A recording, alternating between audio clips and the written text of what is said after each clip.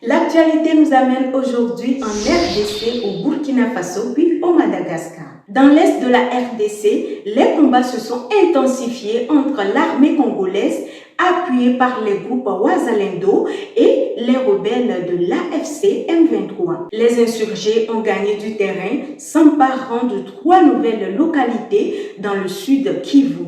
Cette flambée de violence fragilise encore un peu plus le processus de paix en cours à Doha, au Qatar, déjà en grande difficulté. Ces localités se trouvent à moins d'une centaine de kilomètres du chef-lieu du territoire de Chabunda, le plus vaste des 8 territoires qui comptent la province du Sud Kivu. Le 7 octobre 2025, d'autres combats ont été signalés dans la zone de Kibanda-Magobo. Ils ont provoqué la panique et le déplacement d'une partie de la population. L'armée dit mener des patrouilles en profondeur pour sécuriser cette zone qualifiée de stratégique, étant donné qu'elle ouvrirait la voie à l'AFC M23 vers des régions jusque-là épargnées. Pour consolider les positions, le commandant du secteur opérationnel Soukola de Nord-Sud Kivu, le colonel Kisembo Benjamin, s'est rendu sur place en début de mois. Direction Burkina Faso, un réseau d'espionnage dirigé par une ONG étrangère a été démantelé. À Ouagadougou, le mardi 7 octobre 2025, le gouvernement du Burkina Faso a annoncé le démantèlement d'un réseau d'espionnage dirigé par l'ONG étrangère International NDO Safety Organization INZO, dont le siège est aux Pays-Bas. Selon le ministre chargé de la sécurité, Mahamadou Sana, l'organisation intervient au Burkina Faso depuis 2019, collecte systématiquement et secrètement des informations administratives du pays en violation de la Convention d'établissement.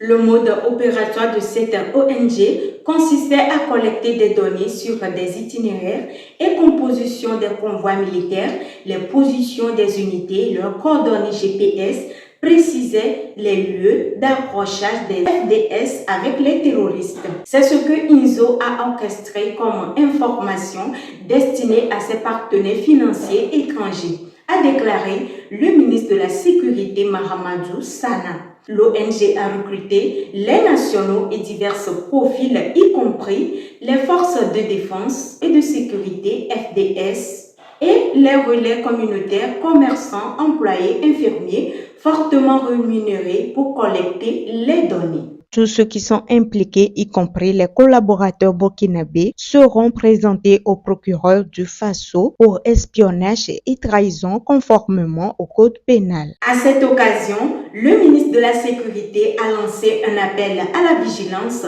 et au patriotisme, les exhortant de dénoncer toute activité ou tout comportement suspect et à ne pas marchander leur intégrité à l'argent de l'impérialisme.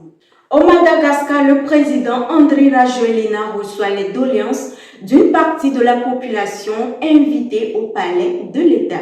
À Madagascar, quelques heures avant l'expiration de l'ultimatum donné par NZ au président de la République, lui demanda notamment de démissionner. Ce dernier a organisé au palais d'État une après-midi de dialogue avec différents acteurs de la société, une sorte de grand-messe où étudiants, salariés, représentants religieux, entrepreneurs ont pu venir exprimer leurs doléances au chef de l'État. Sur les 1800 invités, plus d'1 millier avaient fait le déplacement. En préambule de la rencontre, Andry Rajoelina avait prévenu: vous n'êtes pas venu ici pour me lécher les bottes, alors parlez-moi sans filtre, avait-il imploré. Certains ont joué le jeu lui rappelant qu'il avait trahi le peuple et qu'il avait menti. J'ai pris les rênes d'un pays déjà malade, s'est-il défendu, et mes conseillers m'ont longtemps dit à tort que tout allait bien.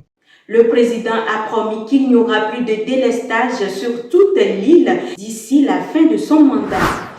Plus de favoritisme ni de népotisme dans les recrutements. Chacun aura sa chance. que les montants des bourses seront revalorisés et que les projets de construction seront stoppés pour donner la priorité aux rénovations des universités.